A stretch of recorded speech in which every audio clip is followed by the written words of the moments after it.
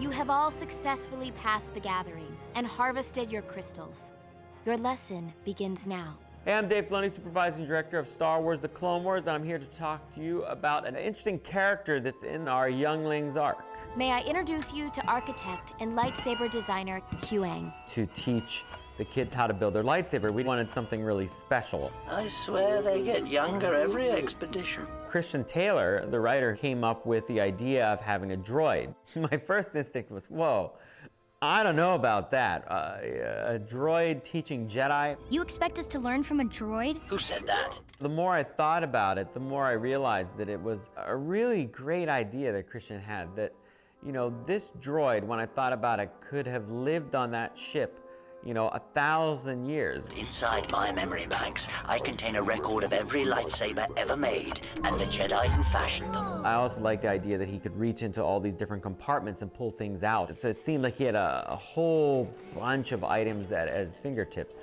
Ah, I wondered where I'd put that. My grandfather had a garage and a basement that was filled with old tools and pieces of equipment and all kinds of things. It's just kind of an interesting sense of history in places like that. Let us begin. There is much more work to be done. Something that I always feel very strongly about is Ralph McQuarrie's design, his sense of aesthetic, which I think really drives the look of Star Wars from beginning to end. Early on, Ralph had done a series of illustrations for some pre-Star Wars books. A lot of those designs kind of poured into his early concept work for C-3PO. Since Huyang in some ways was acting as a counterpoint to R2-D2, and I thought it'd be appropriate to maybe build him off the design Ralph had for like a precursor to C-3PO. So we were looking at an older type of protocol droid, but one that was also very much into engineering and mechanics. Yes, you have brought me crystals, but they're all useless unless you give them life. Killian oversees all design, and I said, you have to do the design, Killian, because you know, I knew that he would really understand Ralph's aesthetic to really bring it to screen in the way it needed to be depicted. Do you know how to awaken the Force within the crystal? No? Then I suggest you listen and learn until you think of a question this droid cannot answer. When you consider the time span and how long Huyang has been helping the Jedi build their lightsabers, his being a droid actually made quite a lot of sense.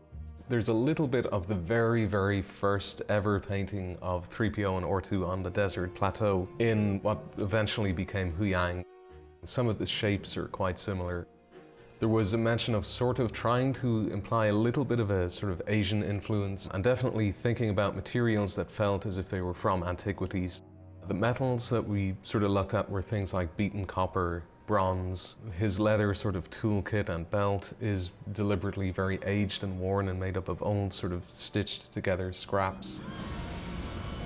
Because Huyang is so closely associated with the ship that he is in, there was a sort of visual continuity so that you could sort of feel that these two things were built to go together. They look like their counterparts. It's a package deal, you know. You buy one of these, they throw in a Huyang. Unhand me, brigand! Once we had all those elements, I needed a great voice for Huyang. And I just absolutely loved what David Tennant was doing with Doctor Who. Ah, yes. There was such a quizzical nature to the character, a sense of whimsy, but it could still get very powerful emotion out of the character, a lot of intensity, a lot of anger, you know, it's just a great display of range. The only person you are going to kill with that, my young friend, is yourself. You have inverted the emitter matrix, which will cause the power grid to backfire. Light this, and all that will be left of you and your lightsaber will be your crystal.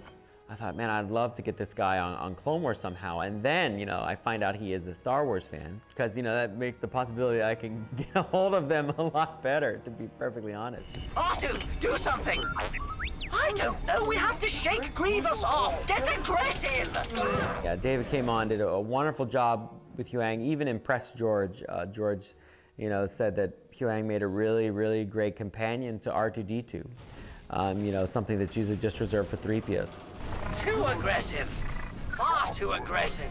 Look, guys, I'm still a fan like you guys are of so many things, and to get on the phone with the doctor was, I'm not gonna lie, that was pretty awesome. You must trust that the components that form your lightsaber are meant to be together. Something that I also wanted to keep intact in the storytelling was an emphasis on how a Jedi brings the lightsaber together by meditating and kind of seeing the picture in their mind to bring all the pieces together to form the lightsaber. We were making that, just so you know, before the celebration where we saw the clip of Luke Skywalker working on his lightsaber with a little screwdriver. But you know, I like the mystical way as well. So maybe Luke had already done that and he was just refining it at that point in the cave. You know, there's always little twists and turns for your continuity. But that is a little explanation of the character of Huyang and how he came into being, the custodian of Jedi lightsaber knowledge on the Crucible. I have instructed younglings for over 1,000 generations, and these are among the best I have ever seen.